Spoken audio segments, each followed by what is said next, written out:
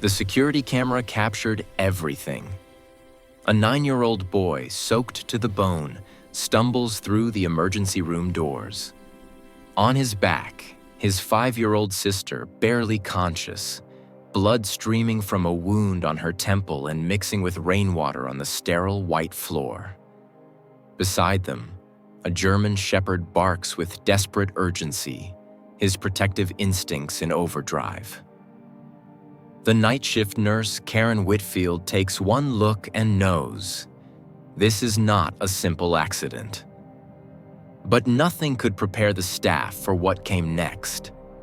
Dr. Miguel Rivera, a 15-year ER veteran who'd seen everything from car crashes to gang violence, approached the children carefully. The dog, a powerful German shepherd with military bearing, positioned himself between the boy and the doctor, hackles raised, teeth bared. "Son," Dr. Rivera asked gently, "can you tell me what happened to your sister?" The boy opened his mouth, and the 4 words he spoke made Nurse Karen hit the panic button and dial 911. "He's coming for us." 4 words that transformed a medical emergency into a criminal investigation. 4 words that revealed a secret hidden behind closed doors for 2 long years.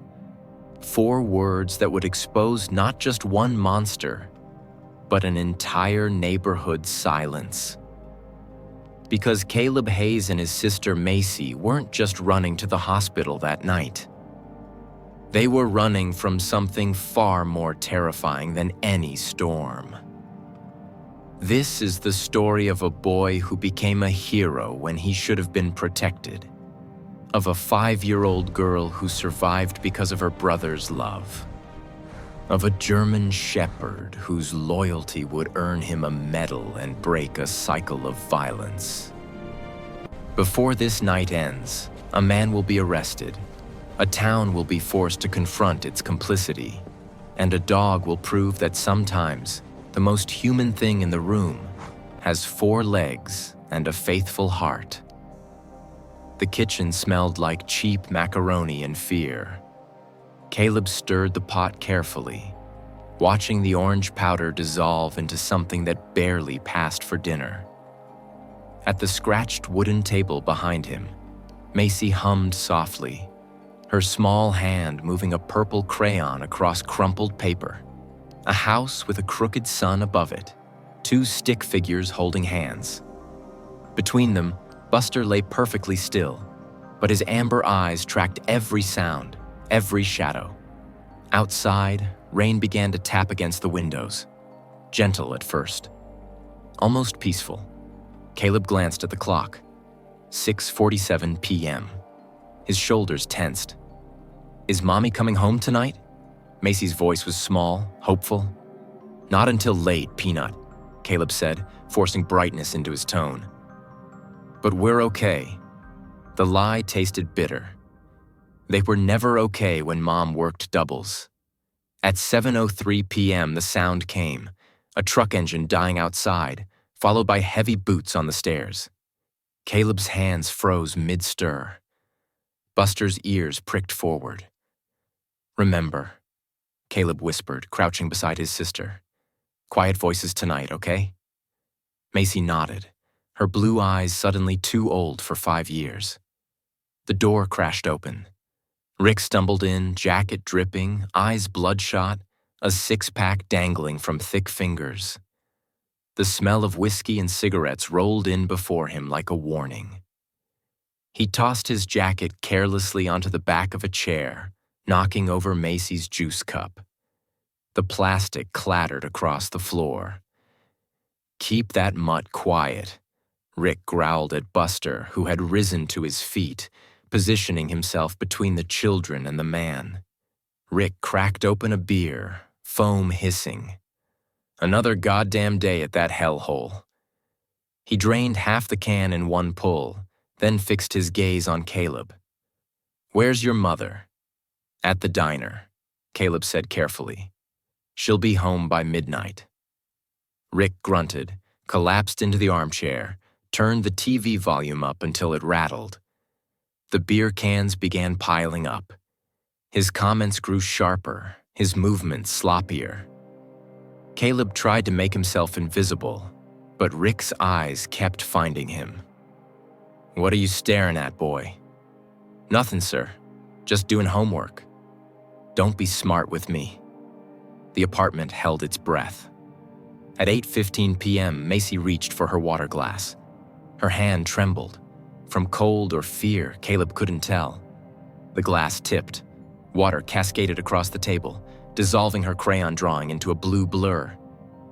"Oh no, I'm sorry, I didn't mean..." Rick's beer can slammed down, foam exploding. He shot to his feet, chair scraping like nails on a chalkboard. "God damn it, can't you do anything right?" His massive frame loomed over the tiny girl. Macy froze, tears starting. I'm sorry." Caleb jumped between them. "It was an accident. I'll clean it up." Rick's arm swung, meant to shove Caleb aside. But Caleb ducked, and the full force of that blow connected with Macy instead. The sound of her small body hitting the table corner was sickening. Final. Her cry cut off abruptly. Blood pooled immediately in her honey blonde hair. Everything slowed. Caleb's ears rang. His vision narrowed to Macy's pale face, to the blood spreading across cracked linoleum. Too much blood. Then Buster exploded. The German shepherd launched to his feet, fur bristling, teeth bared, positioning his powerful body over Macy's crumpled form. His growl vibrated through the floorboards, primal and unrelenting. When Rick tried to approach, Buster snapped, jaws clicking inches from his leg. Rick kicked at the dog, his boot connected with ribs. But Buster didn't retreat. He took the blow and held his ground, barking with a fury that made even Rick step back. Caleb dropped to his knees, pressing his t-shirt hem against Macy's bleeding temple. "Stay with me. I've got you." Her eyes fluttered. "Caleb, it hurts." "I know, Peanut, I know." He looked at Rick, still held at bay by Buster's teeth, looked at the door, back to Macy's pale face. If they stayed, she might not survive the night. If they left, they might not survive the storm. But there was no choice. There never had been. "We're leaving," he said aloud, to Buster, to himself, to God. Buster's ears pricked. Understanding passed between boy and dog. Caleb lifted his sister, so light, too light, and wrapped his oversized raincoat around her trembling body. He tied a dish towel around her wound with hands that seemed too small for this terrible responsibility. Buster backed toward the door, never taking his eyes off Rick. "You walk out that door and don't come back," Rick shouted. Caleb didn't answer. He was already gone. The door opened. The storm rushed in, cold and violent. 3 silhouettes stood in the doorframe. A boy carrying a girl, a dog standing guard, rain like silver curtains falling between them and everything they'd ever known. "Just hold on, Macy," Caleb whispered. "Please just hold on." The door slammed shut behind them. But the real door, the one that had kept their suffering hidden for 2 years, had finally been thrown open. The rain hit like frozen needles. Within seconds, Caleb was soaked through, his sneakers squelching with every step. Macy clung to his back, her blood seeping through the makeshift bandage warm against his neck, the only warmth in the screaming cold.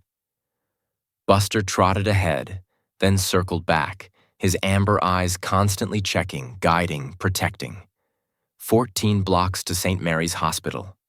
14 blocks Caleb had walked 100 times in daylight. Now they stretched before him like 14 miles. "Caleb, I'm cold," Macy whispered, her voice barely audible over the storm. "I know, Peanut.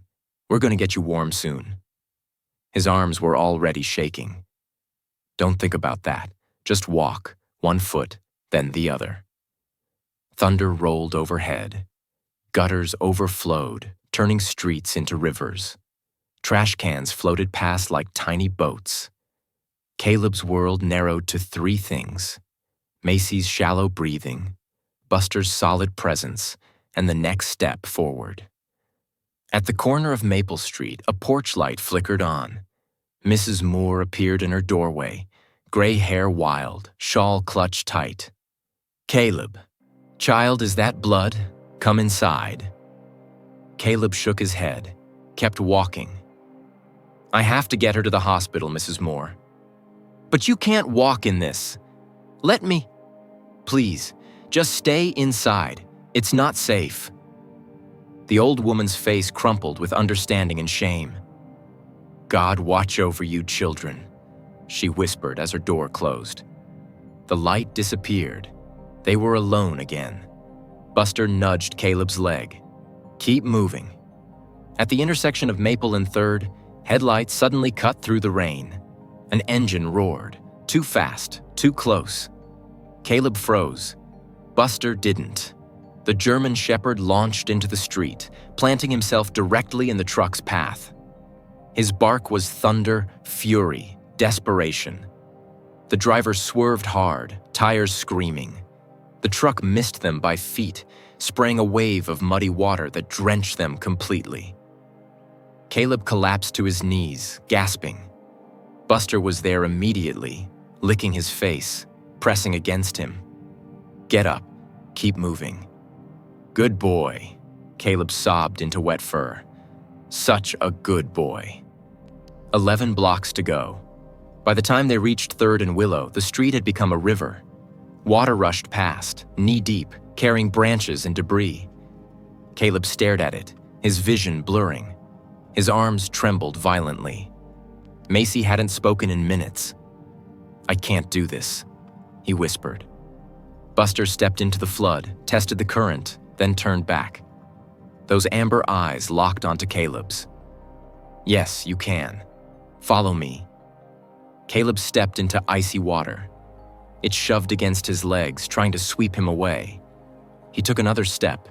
His foot slipped. He started to fall. Buster braced against his side, solid as stone. Caleb caught himself against the dog's back. They stood there together in Russian water, boy and dog, in a moment of perfect trust. Then they moved. Step by step, Buster testing the ground, Caleb following. When they reached the other side, Caleb collapsed, laying Macy gently beneath an awning. Her pulse fluttered weak but present. He added his own soaked shirt to her bandage and shivered in just a t-shirt. Macy's tiny hand found his. Even unconscious, she reached for him. "But I have to," he said aloud, answering his own doubt. A car passed, slowed, almost stopped. Caleb barely noticed. His world had shrunk to step, breathe, step, breathe. Willow Avenue stretched endlessly ahead. 5 blocks, 4 blocks, 3. Caleb wasn't walking anymore. He was stumbling, using Buster as a crutch. Macy was completely unconscious now. "Stay with me, Macy, stay with me." 2 blocks, 1 block. "Please, please, please." Then, through sheets of rain, red neon letters. St. Mary's Hospital Emergency. The most beautiful thing Caleb had ever seen. But his legs wouldn't move. He fell to his knees in the parking lot. "I'm sorry, Macy, I'm so sorry." Buster barked sharply, an alarm, a command. He grabbed Caleb's sleeve in his teeth and pulled. "Get up, you're too close to stop now." Something ignited in Caleb. Adrenaline. Prayer. Love stronger than exhaustion. He rose on trembling legs, lifted his sister one final time, and staggered forward. Buster ran ahead, barking frantically at the sliding glass doors. People inside looked up, saw the dog, then saw the boy and the girl and the blood. The doors hissed open. Warm air rushed out. Bright lights blinded him. Clean antiseptic smell. They'd made it. Caleb stepped inside, tracking bloody water across white tile. A nurse rushed forward. A doctor appeared. Caleb tried to speak. "Please, my sister." His legs gave out, but hands caught him. "I've got you, sweetheart." They lifted Macy from his arms. The first time in 2 miles she wasn't his burden. Her hand reached out even unconscious. He grabbed it. "I'm here, Macy. You're safe now." Buster positioned himself over her stretcher, hackles raised, growling at anyone who approached. The staff froze, uncertain, until Dr. Rivera's calm voice cut through. "Easy, boy. Let him see we're helping." They had walked through hell together, a boy, a girl, and a dog, and emerged on the other side. But the hardest part was just beginning. The truth would have to be spoken aloud. Dr. Miguel Rivera moved through chaos like water through stone. Calm, steady, inevitable. He crouched beside Buster, who stood rigid over Macy's stretcher, teeth bared at every approach in hand. "Easy, buddy," Rivera said softly, showing his palms. "Good job getting them here. She's safe now. Look, we're helping her." Buster's amber eyes tracked the doctor's movements, watched gentle hands clean blood, watched monitors being attached, watched careful fingers checking pulse, breathing, pupils. His growl subsided to a whine, but he didn't move. Wouldn't move. "Deep laceration, possible severe concussion," Rivera announced to his team. "Blood pressure's low, breathing shallow, hypothermic.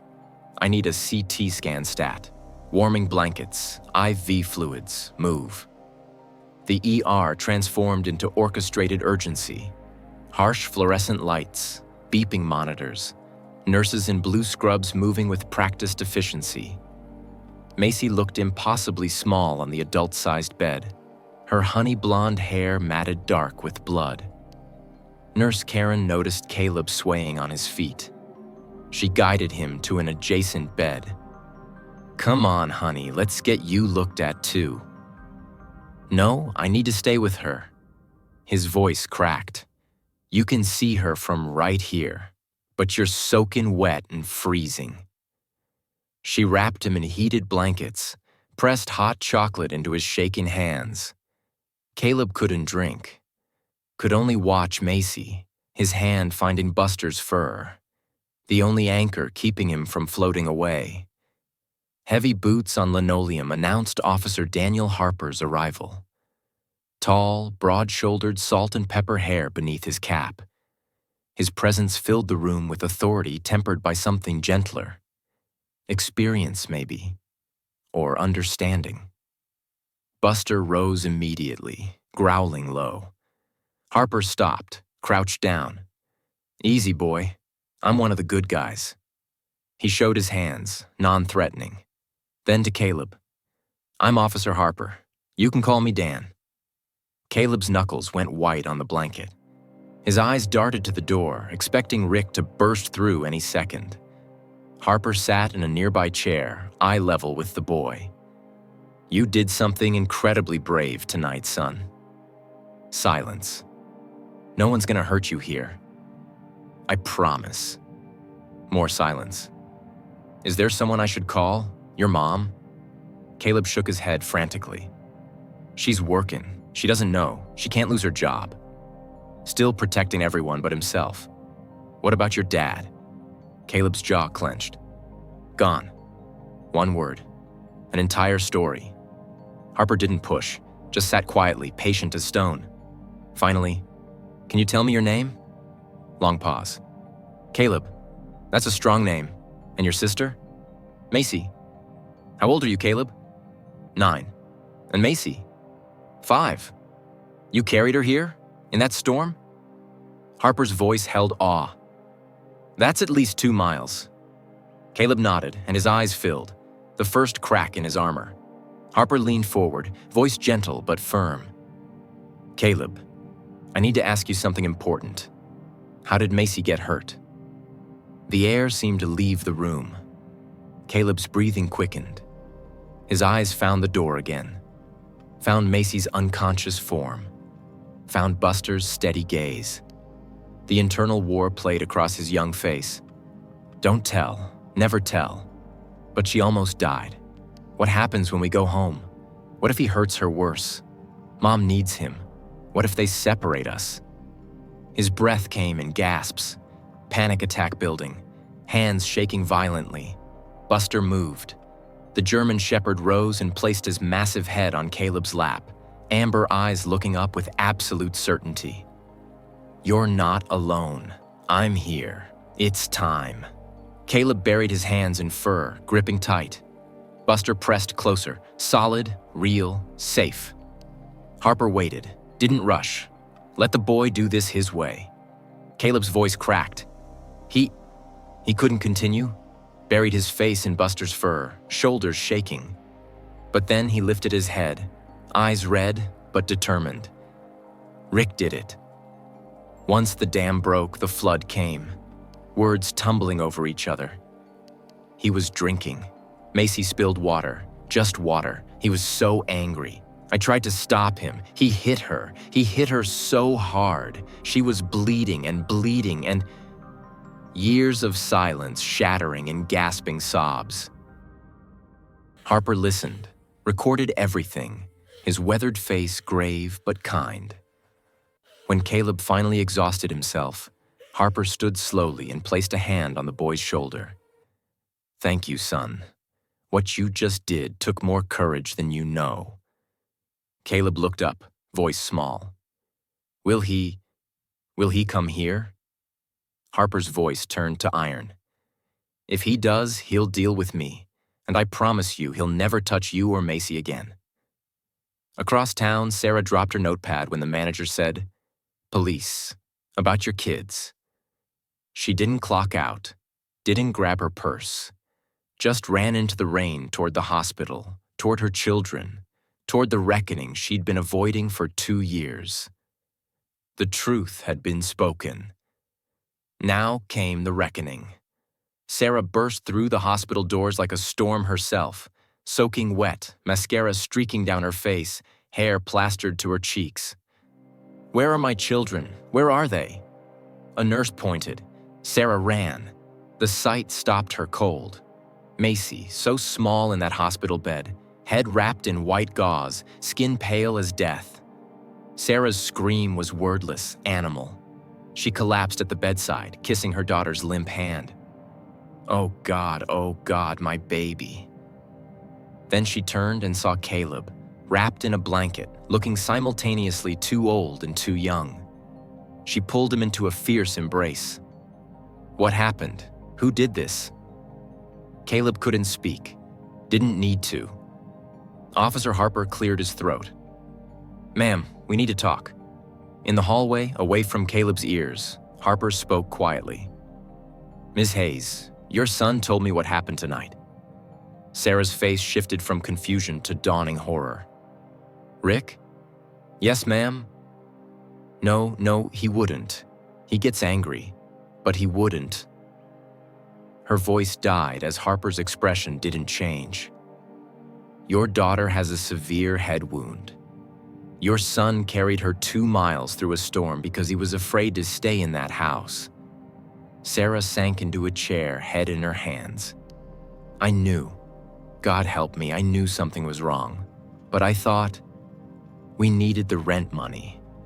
I was working so much. I told myself it wasn't that bad.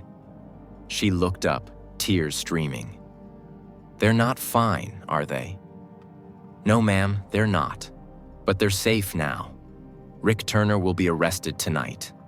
If you want to protect your children, you'll cooperate fully.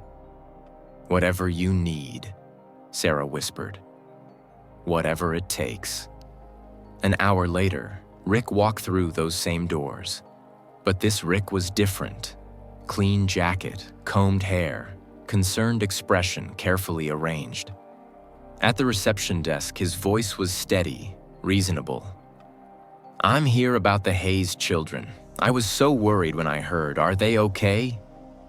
Mr. Turner. Harper appeared from around the corner. Not a question, a statement. Rick's mask didn't slip. "Officer, thank God, how are the kids?" "Why don't we talk?" Harper led him to a private room, away from the children, away from witnesses, away from the performance. Behind closed doors, Harper didn't waste time. "Let's cut the act." Rick's eyes narrowed. "Act? I've been doing this 20 years. I know the difference between an accident and abuse." The mask began to crack. "I don't know what those kids told you, but..." Caleb was very clear. Rick stood. "He's 9 years old. You can't..." "Sit down." Harper's voice was iron. Rick sat. Harper laid out photos. Macy's wound, medical reports, Caleb's statement. "You're not under arrest yet." Rick's true face emerged. Angry, cornered, desperate. "You don't know what it's like. Sarah's never there. Kids always whining. I'm trying to hold that family together and this is what I get? You hit a 5-year-old child. She should have been more careful. She's 5. I didn't mean... She moved wrong and... Too late." Rick heard his own words. Harper's recorder had been running the entire time. Harper stood, pulling handcuffs from his belt. "Rick Turner, you're under arrest for child endangerment and assault." "You can't do this. Sarah!" Down the hall, Sarah heard him. Could have intervened, could have defended him. Instead, she stood at the doorway with Caleb pressed against her side and watched them lead Rick away in handcuffs. "Mom?" Caleb's voice was small. "I'm sorry, baby. I'm so sorry." For the first time, she chose her children. As Rick passed, still shouting, still threatening, Caleb watched the monster become just a man in handcuffs, a man with no power left. In the hospital room, Buster heard Rick's voice. His ears pricked, body tensed. Then Rick's voice faded, led away by officers. Buster erupted, not in attack, in victory. His barks echoed through the entire ER, loud, triumphant, unrelenting. Justice, protection. We won. The sound woke Macy. Her eyes fluttered open. "Caleb?" He was at her side instantly. "I'm here, Macy, I'm here." Her small hand found his. She looked at him, then at their mother, then at Buster still barking his triumph. "Are we safe now?" Caleb's eyes filled with tears, but this time, they were different tears. "Yes, Peanut. We're safe now. We really are.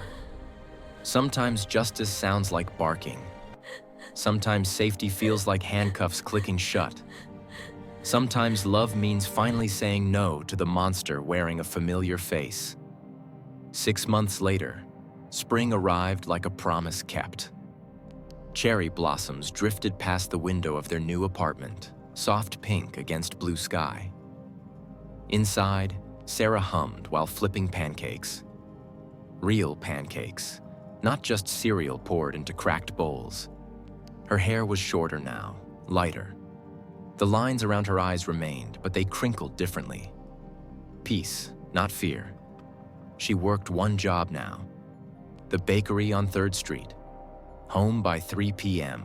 Home for dinner. Home. Caleb woke to the smell of breakfast and stretched without tensing first. A small miracle he didn't even notice anymore. His room had an actual bed, a desk with organized homework, a baseball glove on the shelf from Little League tryouts. He was 9 years old, finally allowed to be 9 years old. Down the hall, Macy's laughter bubbled through lavender-painted walls. Her room overflowed with stuffed animals donated by hospital staff, drawings covering every surface. Houses with sunshine, people holding hands, a dog with a gold medal around his neck.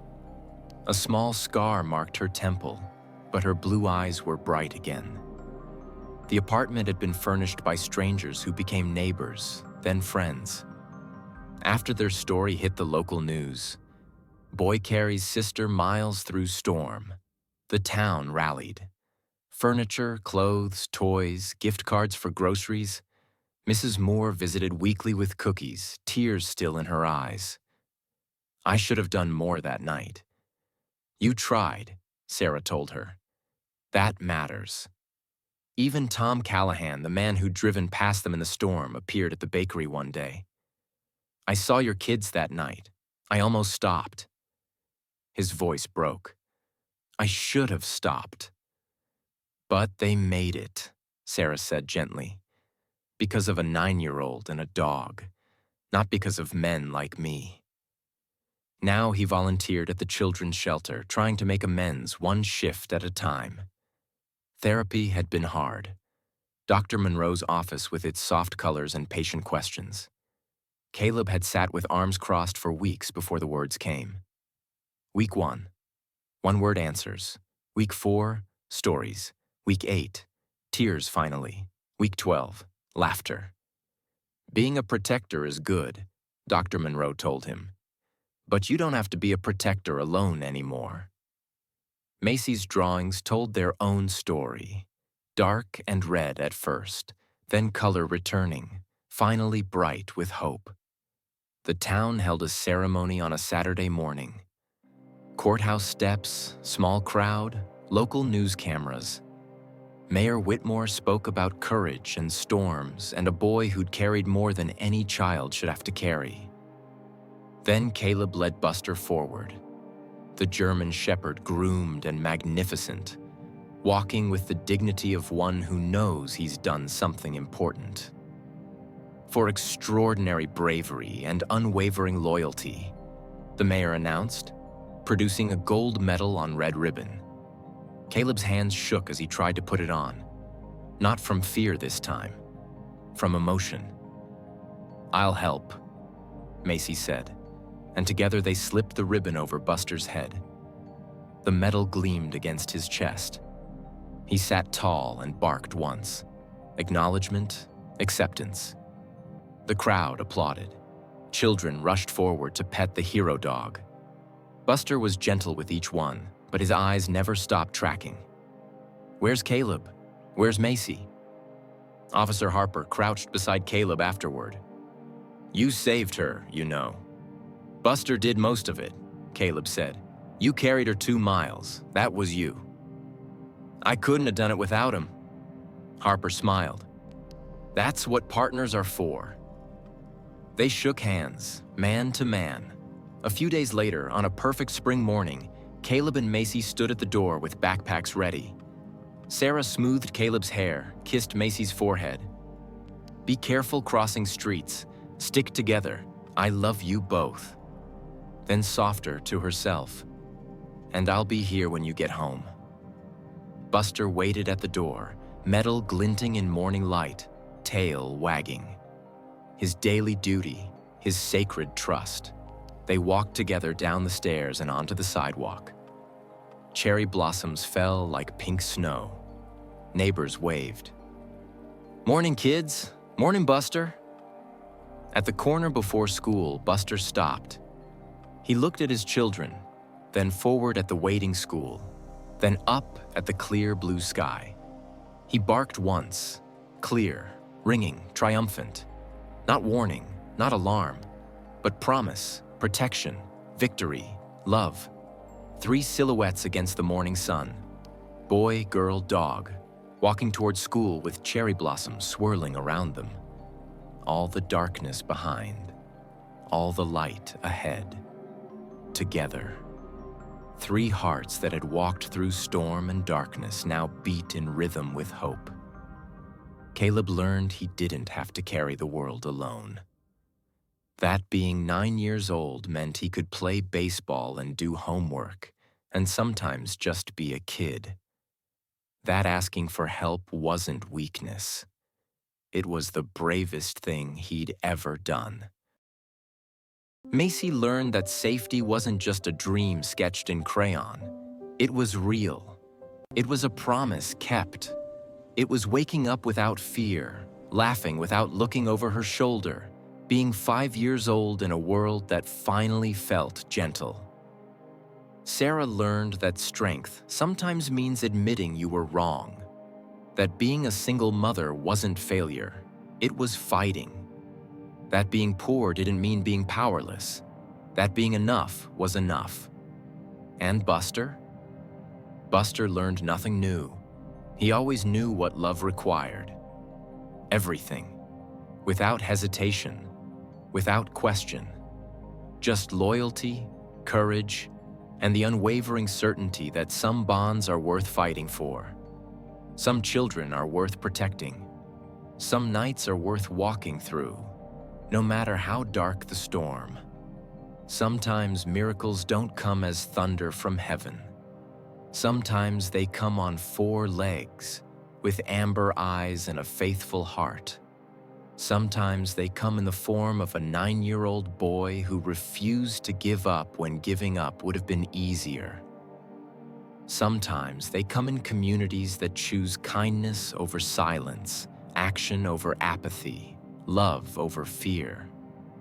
God's light shines brightest in the darkest nights, not to erase the darkness, but to guide us through it, to show us we're not alone, to remind us that even when the storm rages and the road seems impossible and our arms shake from carrying too much for too long, there is always light ahead, always hope, always help if we're brave enough to reach for it. And sometimes, on the other side of that darkness, we find a spring morning, cherry blossoms falling like benediction, the sound of children laughing, neighbors waving, a dog with a medal walking 2 kids to school, still keeping watch, still keeping faith. We find home. Not the home we lost, perhaps, but the home we built from the wreckage, the home we earned through courage and love, and the simple, radical act of refusing to be silent anymore. This story is for every child waiting for rescue. You are seen, you are loved, you are worth saving. For every person who finds courage in desperation, your bravery matters, even when you think you're just surviving. For every community that chooses to act instead of looking away, you are the miracle someone prays for. And for every loyal heart that never stops protecting, whether on 2 legs or 4, you are the light in someone's darkness. If you believe in courage, loyalty, and second chances, share this story. Let it be a reminder that silence protects abusers, but speaking up saves lives. If you see something, say something. If you can help, help. Be the neighbor who opens the door. Be the stranger who stops. Be the voice that breaks the silence. Because sometimes all it takes is one person choosing to care. One community deciding that no child should walk through a storm alone. One dog who refuses to let go.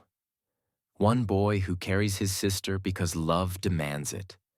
And sometimes that's enough to change everything. May God bless and protect all who need it. May He give courage to the afraid, strength to the weary, and justice to the innocent. May He guide us to be better neighbors, braver witnesses, and fiercer protectors of those who cannot protect themselves. And may we remember always that the most human thing in any room might just have 4 legs and a faithful heart. The end is just the beginning. The storm has passed, the morning has come, and 3 hearts, boy, girl, and dog, walk forward together into the light.